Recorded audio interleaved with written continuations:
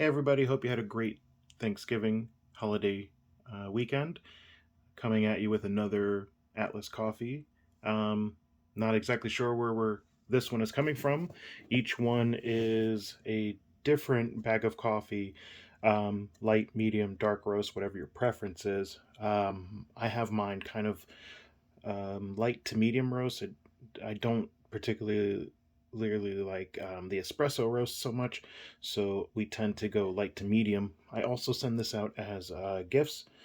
These make great gifts now that we're in the holiday season, so give it a consideration. We open up to a very decorative bag. Each bag of coffee is adorned with a landscape or artwork that gives you kind of a feel for where the coffee comes from. If it's a mountainous region, you'll see mountains in the background. If they're known for making colorful clothing or artwork, you'll see that portrayed. So, without giving this one away, it looks like we have tropical flowers.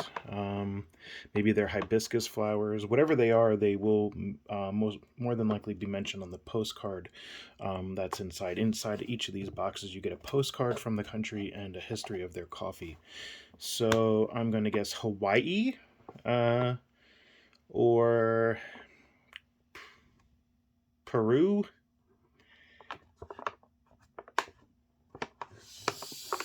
Salvador. El Salvador? Yeah, all right. So El Salvador. So we are going to El Salvador. And so we have an El Salvador postcard and the El Salvador coffee history information. El Salvador looks pretty beautiful. I've never been there. All the coffees are much like chocolate around the equator. So let's see where we are going. Just want to get it clear. It's probably hard for you guys to read, so I will just read it for you. El Salvador is a study in contrast and harmony, familiar and uncannily unique. Stroll from black sand to white sand along endless coastlines and kayak in the shadow of volcanoes through inlets lined with gnarled mangroves. I love that word, gnarled. Relive a divine clash between good and evil at the Festival of Fireballs and travel back in time to the Pompeii of the Americas, Joya de Seren, to wander through impeccably preserved rammed earth buildings and agave gardens dating from 600 AD. Stand in the cool shade of intricate, towering neo Gothic cathedrals and ornate stained glass windows as you sample the 1400-year-old national dish, the pupusa. In between the weathered cobblestone streets and picturesque towns, you'll wind along the stunning 20-mile Ruta de las Flores, taking in vast expanses of vibrant flowers at every turn. You pause to rest under a shining example of the national Maquilishuat tree, erupting with bright blush tuft blossoms. Oh, so that's what the bag is representing, the national flower. Its delicate branches shake in the breeze, and you watch through a pink mist of petals as El Salvador's ongoing story unfolds.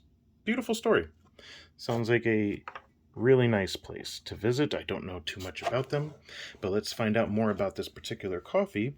And that's what makes this really nice. Like, let's say you had interest in that postcard and you want to learn more about El Salvador.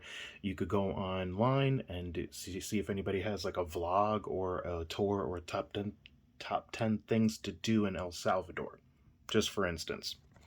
So El Salvador, El Mural, tasting notes of red apple, butterscotch, and biscotti. Try it with a Chemex, which is a pour over system of brewing coffee. This roast is a medium roast level. It has light, medium, and dark, otherwise known as espresso roast.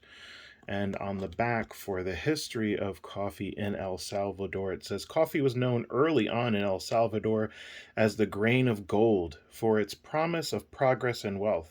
By the 1930s, coffee made up an incredible 90% of El Salvador's exports, but was controlled by just a handful of coffee barons.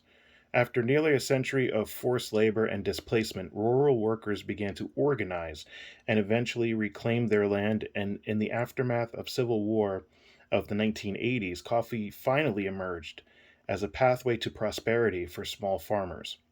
Challenges remain, but today small growers are beginning to experiment with new high grade varietals and to adjust their growing and process practices to conserve water and native ecosystems, meaning some of the coffee coming out of El Salvador is incredibly unique and rare. This is from the Chalatenango region. It's a washed process from altitude of 1,500 to 1,800 kilometers. Coffee notes. El Mural provides a beautiful mosaic of delicious notes, full and fruity, juicy fruit notes, similar to red apple, a sweetness like butterscotch, and a finish reminiscent of a biscotti. A wonderful coffee that's both familiar and comforting, but also complex and exciting, as if by artistry design. So, if you'd like to try this, you go to atlascoffee.com, I believe, is the website. atlascoffeeclub.com. I'll put it in the description below. This has been El Salvador. Thank you for joining me. Let me know in the comments below if you've tried it and you like the El Salvador, or if you're even a member of the Atlas Club and which one that you've had this particular month. I've reviewed a good amount of them. I'd say about 6 or 7 so far. Don't hold me to it. But let's enjoy coffee in your favorite coffee mug. Let's see, I got a DD one here. This is one with my guinea pig put on it, the town that I live. This is from a saying in the Netherlands. I will not attempt it. Starbucks mug, and coffee from Amora Coffee Company, which I'll be doing next. Thank you for joining me. Next time. Bye for now.